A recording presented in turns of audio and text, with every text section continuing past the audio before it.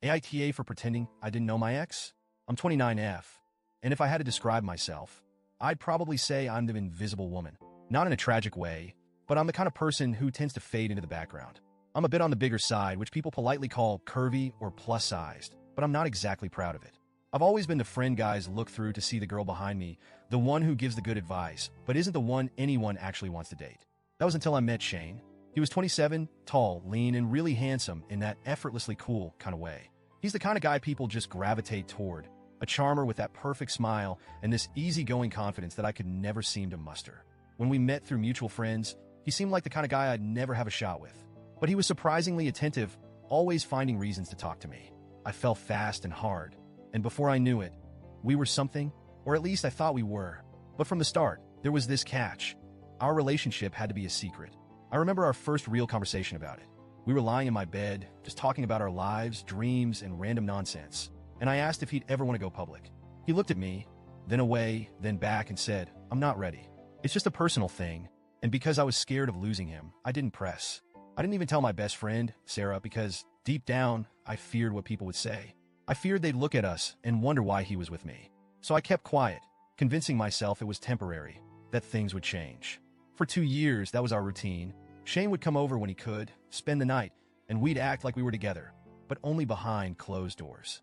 Eventually, he even moved in with me. I took that as a sign that we were progressing, like I was finally someone worth loving openly.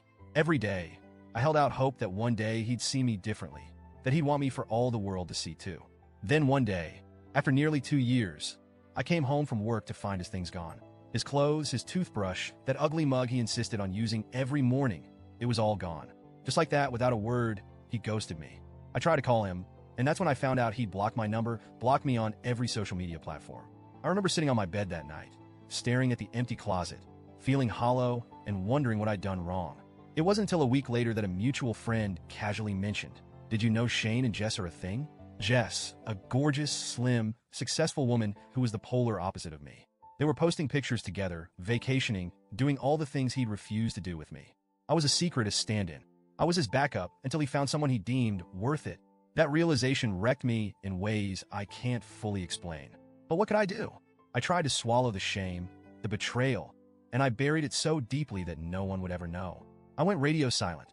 I didn't tell my friends the truth, didn't even tell my family. To them, Shane and I simply drifted apart. The shame of it all was too much. How could I explain that I'd let myself be used and discarded like I was nothing? And worst of all, how could I tell anyone I'd willingly let myself be treated like this? I didn't speak to Shane for a year.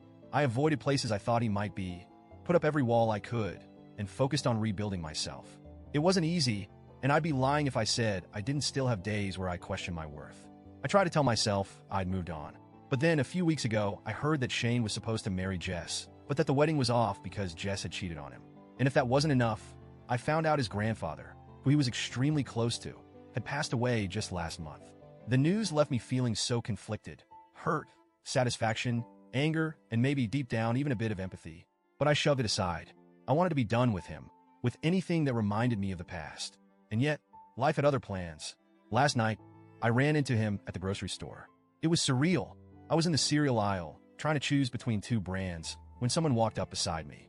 I looked up, and there he was just a few feet away, giving me that smile that used to make my heart flutter. "Hey, how have you been?" he said, like we were old friends catching up. I can't explain the mix of emotions that hit me all at once. I wanted to scream, to cry, to laugh in his face, and let him know exactly what he'd done to me. But somehow I kept it together. I forced a blank expression, took a deep breath, and said, "I'm sorry. Do I know you?" The look on his face was priceless. He looked confused, almost hurt, like he genuinely couldn't believe I wouldn't remember him. I didn't give him a chance to say anything else. I just turned and walked away, my heart pounding in my chest. For the first time since he'd left, I felt like I had control over my life. I felt like I was finally letting go. But today, I told a mutual friend about what happened. I expected her to understand, maybe even validate me. But she was horrified. She said I was being cruel and heartless, especially considering Shane's been through so much recently. That he just lost his grandfather, that his fiancée had cheated on him, and now he was going through a really tough time. She said I should have been kinder, or at least acknowledged him. And now I'm torn. Was I too harsh? Did I let my bitterness get the best of me? Part of me feels like he deserved it, that he had no right to casually act like nothing happened. But another part of me wonders if I was the villain in that moment, If I was petty for ignoring his pain just because he hurt me, I keep replaying it over and over, wondering if I should have been better, if maybe it was time to forgive and move on.